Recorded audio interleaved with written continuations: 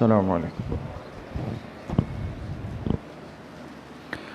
تمام ساتھی قرآن کریم اٹھا لیں.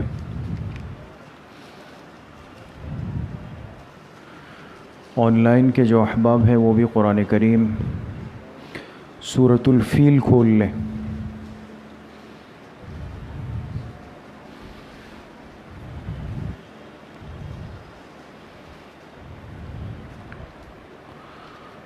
لا الہ الا اللہ.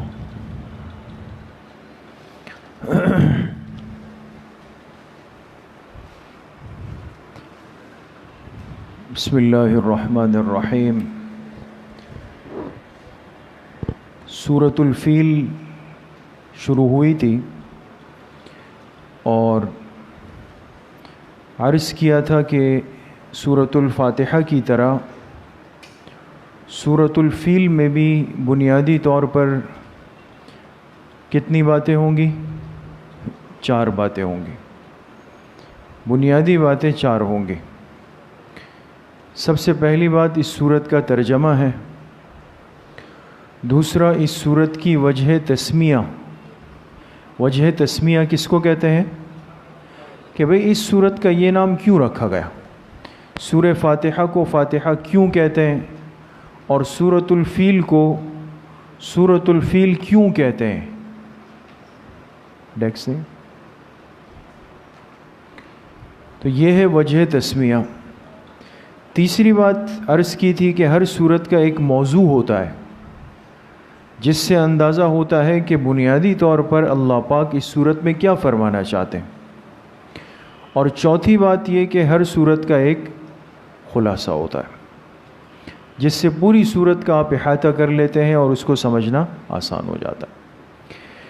سورۃ الفیل کا ترجمہ ہم کر چکے ہیں اور اس کے ضمن میں 2 باتیں ہم نے اور کی تھی جو میں ابھی انشاءاللہ آپ حضرات سے پوچھوں گا. ترجمے کے ضمن میں ایک بات یہ ہماری ہوئی تھی کہ اس سورت کے پس منظر میں شان ورود میں ایک واقعہ ہے، خاص واقعہ ہے جس کی وجہ سے یہ سورت اتاری گئی.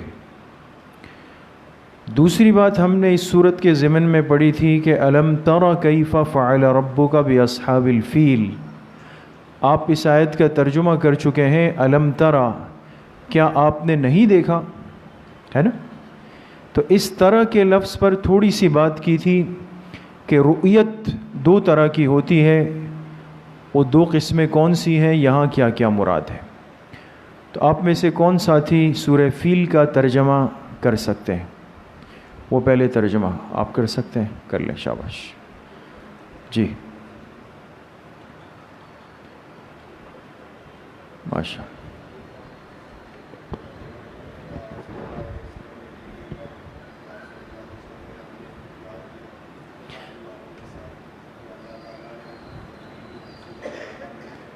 کیا اللہ نے ان کی تدبیر کو منسوخ ناکام نہیں کر دیا کیا اللہ تعالیٰ نے؟ جی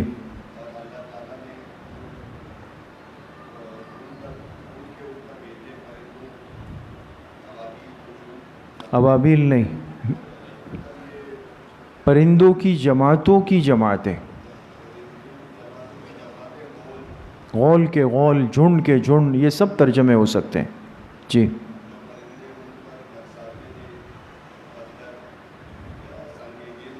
پتھر سنگ گل کے، عرض کیا تھا کہ سجیل کہتے ہیں ایک خاص قسم کے پتھر کو، سنگ گل کا پتھر ہوتا ہے. جی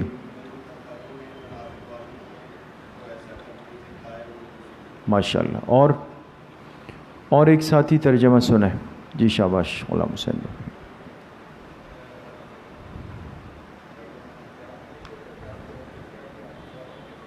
جی جی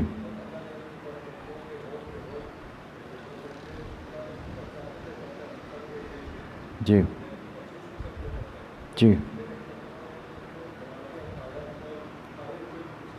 شاباش. بیٹھ جا. ترجمہ سمجھ میں آ گیا دوستو؟ اچھا. اب دوسری بات کہ اس میں کس واقعے کی طرف اشارہ ہے؟ آپ بتا سکتے ہیں؟ چلیں.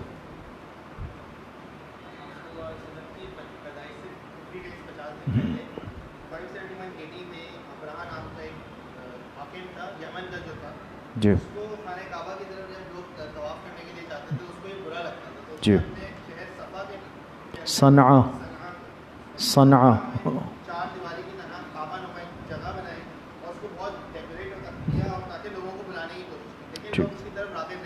صحیح.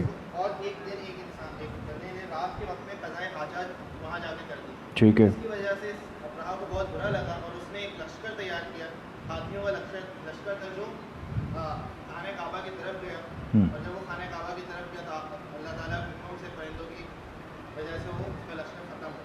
اچھا، کس جگہ پر اس پر یہ عذاب آیا؟ اس جگہ کا نام؟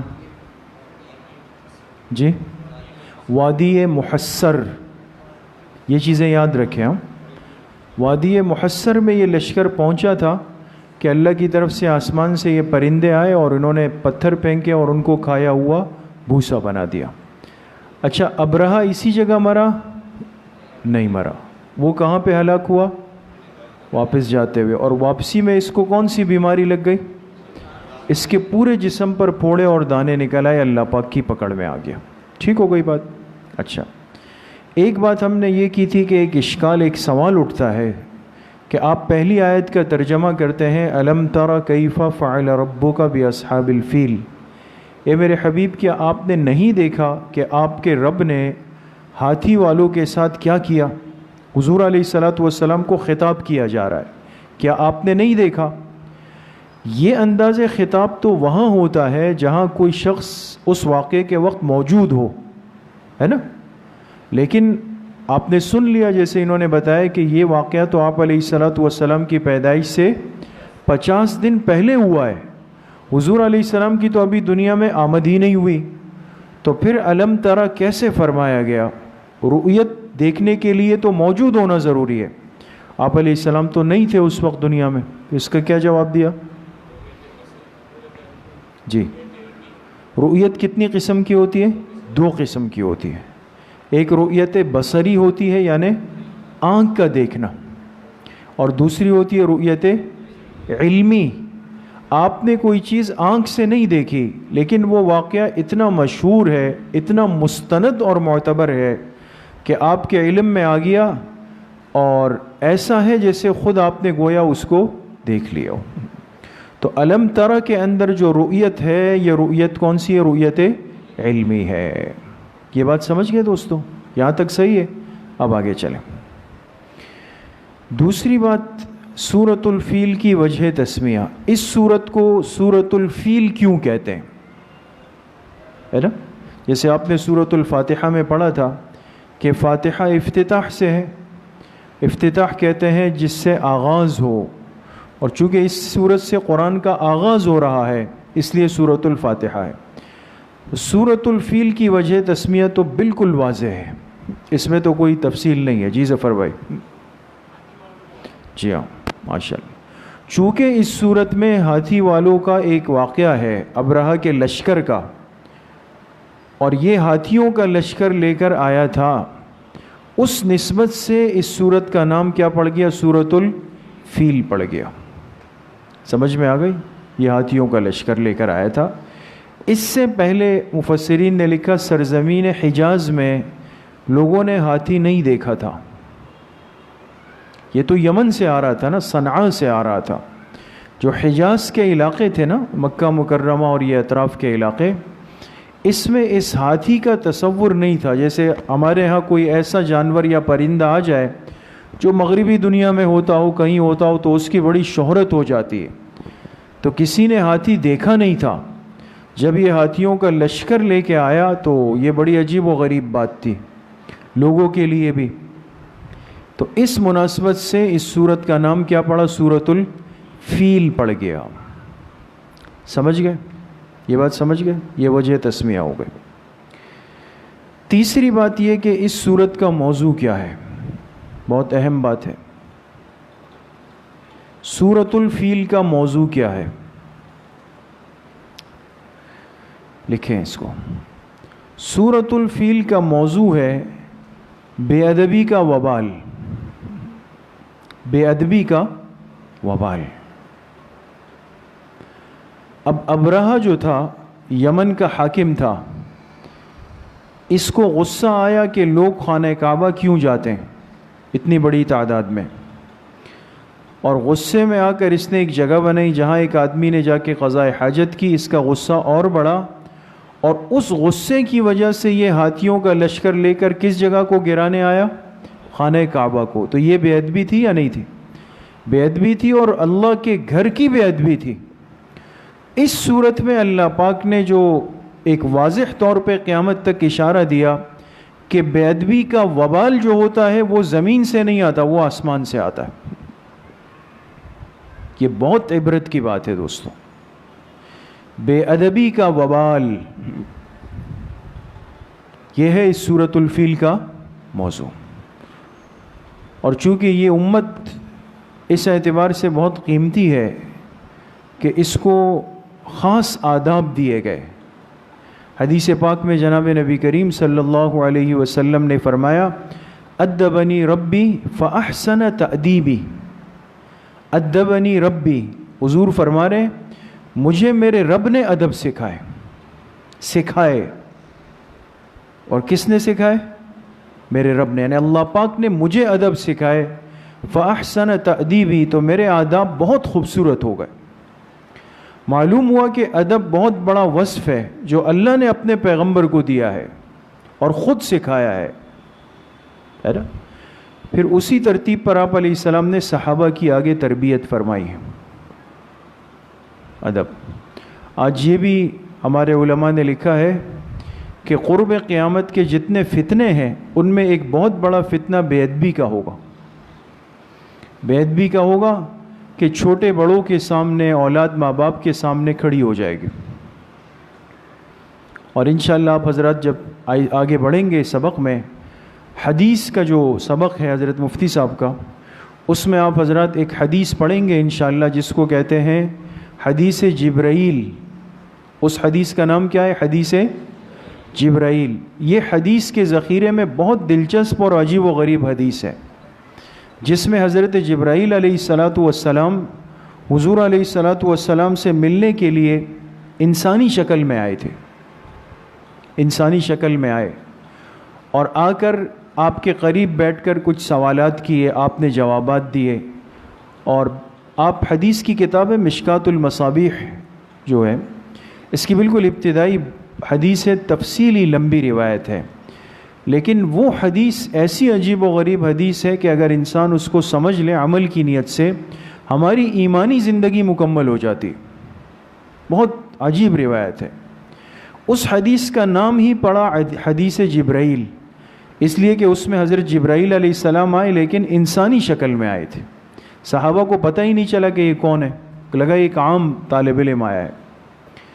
اس حدیث میں بھی ایک اشارہ ہے، وہ آپ پڑھیں گے انشاءاللہ، وہ اس جگہ کا موضوع ہے کہ قرب قیامت کا ایک بہت بڑا فتنہ یہ ہوگا کہ بچے ماں باپ کے سامنے جواب دینے لگ جائیں گے،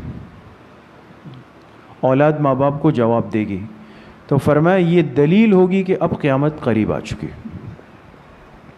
تو دیکھیں اس سے ثابت ہوا کہ بے ادبی یہ بہت بڑا فتنہ ہے، اور آج اس چیز پر بھی باطل کی بہت بڑی محنت ہے دوستو، جو ہم اپنی آنکھوں سے دیکھ رہے ہیں۔ پہلے جو چیزیں تصور میں نہیں تھی، آج وہ نوجوان نسل کی زندگیوں میں آ گئی۔ پہلے تصور نہیں تھا کہ ایسا ہو سکے گا، لیکن آج وہ عملی شکل اختیار کر چکا ہے۔ اور کیا کچھ ہوتا ہے، لوگ نوجوان ساتھی بچے کوئی لحاظ نہیں کرتے کہ سامنے بڑا ہے یا باشرع ہے یا عالم ہے یا بزرگ ہے یا بڑی عمر کے ہیں یا استاذ ہے، کیا ہے۔ غصہ آ گیا تو والد کو بھی سنا دیں گے، غصہ آ گیا تو والدہ کو بھی سنا دیں گے۔ یہ بے ادبی کا بہت بڑا فتنہ ہے۔ اس لیے آپ حضرات چونکہ ایک طالب علم ہیں اور بڑے قیمتی طالب علم ہیں کہ دین کے بنیادی علم اور بنیادی حصے کو سیکھ رہے ہیں، تو ہم صرف کتاب نہیں پڑھیں گے، ہم ایسی تربیت لے کر یہاں سے جائیں ہم سب کہ ہمارے اندر دین کی صحیح شکل آ جائے۔ اس صورت کو سمجھا تو اس کا موضوع سمجھیں کہ بے ادبی کا وبال بہت بڑا ہوتا ہے. جو اللہ کے گھر کو گرانے آیا، حالانکہ اللہ پاک کا گھر چار دیواری تھی، خانہ کعبہ تھا نا، کوئی جاندار چیز تو نہیں ہے، لیکن اس گھر کی نسبت اللہ کی طرف تھی. اس چیز کی بے ادبی کی تو اللہ اتنا ناراض ہوئے کہ کوئی زمینی انتظام نہیں کیا کہ زمین سے کوئی سلسلہ ہوا، بلکہ آسمان سے پرندے آ گئے. اس لیے آج اس فتنے سے بچنے کی بہت بڑی ضرورت ہے. بے ادبی، ادب جہاں ہوتا ہے وہاں ترقی بہت جلدی ہو جاتی. 3 باتیں ہو گئی. چوتھی آخری اور اہم بات، اس سورت کا خلاصہ. سورۃ الفیل کا خلاصہ کیا ہے؟ لکھے توہین شعائر اللہ سے ذلت کا لزوم. توہین شعائر اللہ، شعائر، میں عرض کرتا ہوں آپ سے ابھی کہ شاعر کس کو کہتے ہیں. توہین شعائر اللہ سے ذلت کا لزوم. ذلت تو جانتے ہیں نا، انسان ذلیل ہو جائے، رسوا ہو جائے. توہین شعائر اللہ سے ذلت، ذال کے ساتھ، ذال لام تا، ذلت کا لزوم. جو اللہ کے شعائر کی توہین کرتا ہے اس سے لازماً اس پر ذلت آتی ہے. یہ کبھی اچھے دن نہیں دیکھے گا. توہین شعائر اللہ سے ذلت کا لزوم. اب پہلی بات یہ سمجھے دوستوں کہ شاعر کس کو کہتے ہیں؟ شاعر، شاعر کے لفظی معنی آتے ہیں نشانی کے. شاعر کے لفظی معنی کیا آتے ہیں؟ نشانی. دیکھیں بات نوٹ کریں اور ایک چیز کی عادت ڈالیں. ضروری نہیں کہ آپ کو استاذ بولیں کہ یہ لکھو تو آپ لکھیں اور ہم کہیں نہیں کچھ کہا نہیں تو آپ خاموش رہیں گے. نہیں، اہم بات کو نوٹ کرنا یہ ایک سمجھدار اور ذکی طالب علم کی علامت ہوتی ہے. جی تو شاعر کے لغوی معنی، لغت کے اعتبار سے اس کے معنی آتے ہیں نشانی کے.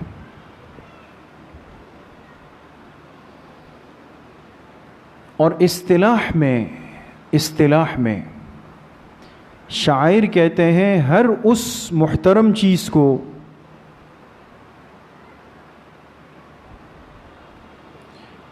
شاعر کہتے ہیں ہر اس محترم چیز کو جس کی نسبت اللہ کی طرف ہو رہی ہو.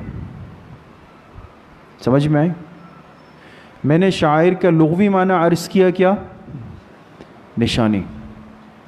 اور شاعر کا اصطلاحی معنی کیا عرض کیا؟ ہر وہ محترم چیز جس کی نسبت ہو کس کی طرف؟ اللہ کی طرف. ٹھیک ہے، تو ایک بات اور بھی سمجھ لیں، آگے آپ کو انشاءاللہ اس کورس میں بہت کام آئے گی. پڑھانے والے اساتذہ آپ سے کہیں گے کہ لغوی معنی یہ ہے، اصطلاحی یہ ہے. لغوی یہ ہے، اصطلاحی یہ ہے. سمجھ گئے؟ ایک ہوتی ہے لغت اور ایک ہوتی ہے اصطلاح. لغت اور اصطلاح بالکل آسان ہے، مشکل نہیں. آپ کو عرض کرتا ہوں، نماز کو عربی میں کیا کہتے ہیں؟ صلاۃ کہتے ہیں نا، صلاۃ کہتے ہیں. فجر کی اذان میں مؤذن کہتے ہیں الصلاۃ خیر من النوم. تو نماز کو عربی میں کہتے ہیں صلاۃ. اس لفظ صلاۃ کو لے لے تو آپ کو یہ بات سمجھ میں آ جائے گی. اب صلاۃ کا لفظ آپ لینا اور آپ کوئی بھی لغت کھولیں، لغت کی بہت ساری کتابیں ہیں، مصباح اللغات ہے اور اردو کی اور بہت ساری فیروز اللغات ہے. تو صلاۃ کے لغوی معنی آپ کو ہر جگہ پر ملیں گے دعا کے. کس کے ملیں گے؟ لغوی معنی. ٹھیک ہے، لیکن میں آپ سے پوچھتا ہوں کہ آپ گھر گئے، والد صاحب نے پوچھا عشاء کی نماز پڑھ کے آئے تو نماز سے مراد ان کی دعا تھی؟ نہیں تھی نا، بلکہ نماز سے مراد 4 فرض 2 سنت 3 وتر تھے. حالانکہ لغت آپ والد صاحب کو دکھا دیں، بولے کہ ابو جی یہ دیکھیں میں دعا کر کے آیا ہوں. لغت میں لکھا ہے کہ صلاۃ کس کو کہتے ہیں؟ دعا کو. ایک لغوی معنی ہوتا ہے، لیکن صلاۃ کا اصطلاحی معنی الف صاد طا لام الف ہا یا، اصطلاحی تعریف یہ ہے کہ مخصوص ارکان کو مخصوص وقت میں مخصوص طریقے سے ادا کرنا۔ مشکل تو نہیں ہو گیا سبق؟ نماز کی اصطلاحی تعریف عرض کر رہا ہوں، مخصوص ارکان کو مخصوص وقت میں مخصوص طریقے سے ادا کرنا۔ مخصوص ارکان کو مخصوص وقت میں مخصوص طریقے سے ادا کرنا۔ 3 دفعہ مخصوص آیا ہے دوستوں، مخصوص ارکان۔ اب مثال کے طور پہ نماز میں کتنی چیزیں رکن ہے؟ آپ کہیں گے قیام، رکوع، قرات، سجدے، قاعدہ، یہ رکن ہے نا، یہ مخصوص ارکان ہے، اس کے علاوہ اور کوئی رکن نہیں ہے۔ کبھی نماز میں ایسا ہوا کہ ذرا وضو خانے تک بھی چکر لگا کے آتے ہیں، وہ رکن نہیں ہے۔ نماز کے ارکان مخصوص ہو گئے، ٹھیک ہے، وقت مخصوص ہو گیا۔ ایسے آپ دیکھتے ہیں کہ اگر مغرب کی اذان ہو گئی، کہتے او ہو میری عصر نکل گئی۔ یہ کیوں کہا؟ اس لیے کہ عصر کا وقت مخصوص ہے۔ تو مخصوص ارکان ہے مخصوص وقت میں، پھر مخصوص طریقے سے ادا کرنا۔ طریقہ کیا ہے؟ قیام پہلے، پھر رکوع ہے، پھر قومہ ہے، پھر پہلا سجدہ ہے، پھر جلسہ ہے، پھر دوسرا جلسہ ہے، پھر کھڑا۔ ترتیب ہے نا پوری، کوئی اس کے آگے پیچھے الٹ کر سکتا ہے؟ نہیں، ورنہ اس کی نماز ہی نہیں ہوگی۔ تو یہ تو خیر صرف آپ سے عرض یہ کرنا تھا کہ یہ جو بار بار بات آگے آئے گی نا تو پھر ساتھی پریشان ہو جاتے ہیں بعض دفعہ۔ ہر چیز کو شروع سے سمجھ لیں تو اچھا ہوگا۔ ایک ہوتی ہے کسی بھی چیز کی لغوی تعریف اور ایک ہوتی ہے اس کی اصطلاحی تعریف، دونوں میں بعض دفعہ زمین آسمان کا فرق بھی ہو سکتا ہے۔ سمجھ میں آ گئی؟ جیسے مثال کے طور پہ ایک بچے کا نام عادل ہے، آپ میں سے تو کوئی عادل نہیں ہے نا؟ کوئی نہیں ہے نا؟ چلیں، اب دیکھیں عادل کے لغوی معنی کیا ہے؟ بالکل آسان ہے، عدل انصاف کرنے والا نا۔ لیکن ہو سکتا ہے کہ ہمارے محلے میں جو عادل ہے وہ سب سے بڑا بدماش ہو، ہے نا؟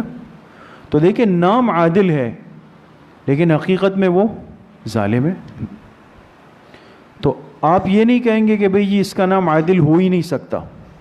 وہ نام لغت کے اعتبار سے ہوتا ہے، عمل کا تعلق اصطلاح سے ہوتا ہے۔ سمجھ گئے دوستوں؟ کچھ بات سمجھ میں آتی ہے؟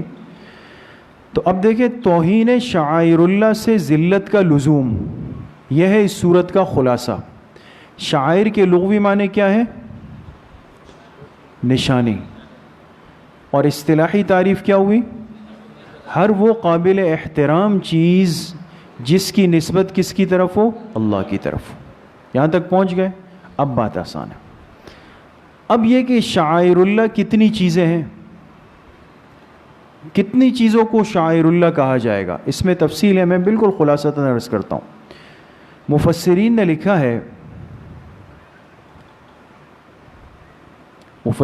لکھا ہے کہ شعائر اللہ کا مصداق 4 باتیں۔ میں نے عرض کیا تھا کہ اہم بات خود نوٹ کریں۔ ہمارے استاد صاحب تھے بنوری ٹاؤن میں، تو شروع کا دوسرا سال تھا نا، جب سبق کا پہلا سال ہوتا ہے تو ہر چیز املا میں لکھواتے ہیں نا، بھائی لکھو اب لکھو اب لکھو اب لکھو۔ تو جب ہم دوسرے سال میں گئے تو وہ عادت تو وہی تھی نا، تو اب استاد صاحب پڑھا رہے ہیں تو ہم انتظار کرتے تھے، استاد جی کو دیکھ رہے ہیں کہ بھائی کہیں گے تو ہم لکھیں گے۔ کچھ دیر تو انہوں نے برداشت کیا، پھر انہوں نے کہا کہ بھائی دیکھو میرے چہرے کو دیکھنا جو ہے یہ عبادت نہیں ہے، اس وقت آپ لوگ جو لکھیں گے نا یہ عبادت ہوگا۔ سمجھ میں آ رہی؟ تو اس لیے بنیادی باتوں کو لکھیں دوستو، وقت ختم ہو رہا ہے۔ مفسرین نے لکھا کہ شعائر اللہ کا بنیادی مصداق 4 چیزیں ہیں۔ کتنی چیزیں؟ 4۔ نمبر 1 لکھیں بیت اللہ، بیت اللہ، اللہ کا گھر نا۔ دیکھیں نسبت کس کی طرف ہو رہی ہے؟ اللہ کی طرف، یہ ہے شعائر اللہ۔ نمبر 2 کتاب اللہ، قرآن کریم آپ کے ہاتھ میں ہے نا، آپ کے ہاتھ میں قرآن ہے، اس کو کہتے ہیں کتاب اللہ، اللہ کی کتاب۔ کتاب کی نسبت کس کی طرف ہوئی؟ اللہ کی طرف، یہ کتاب ہے شعائر اللہ۔ نمبر 3 صلاۃ اللہ، صلاۃ اللہ، اللہ کے لیے نماز، اللہ کے لیے نماز۔ نمبر 4 اہل اللہ، اہل اللہ، اہل اللہ، اللہ کے خاص بندے، اللہ کے اولیاء، سمجھ گئے؟ اہل اللہ، ہاں جو ہاتھی والی دو چشمی ہاں آئی، اہل اللہ۔ یہ کتنی چیزیں ہو گئی؟ نمبر 1 پہ کیا بتایا؟ بیت اللہ، نمبر 2 کتاب اللہ، نمبر 3 صلاۃ اللہ، نمبر 4 اہل اللہ۔ یہ 4 بنیادی شعائر اللہ ہے، چاروں میں آپ نے غور کیا لفظ اللہ آیا، اور بھی بہت ساری چیزیں، لیکن یہ 4 پر اتفاق ہے۔ لہٰذا اگر نعوذ باللہ کوئی شخص بیت اللہ کی طرف غلط ارادے سے گیا، کوئی شخص قرآن کی طرف غلط ارادے سے آیا، کوئی شخص نماز پڑھنے والوں کی طرف غلط ارادے سے آیا، کوئی شخص اللہ کے خاص بندوں کی طرف غلط ارادے سے آیا، یہ توہین شعائر اللہ کرنے چلا ہے، اور اس کے نتیجے میں اس پر کیا لازم آئے گی؟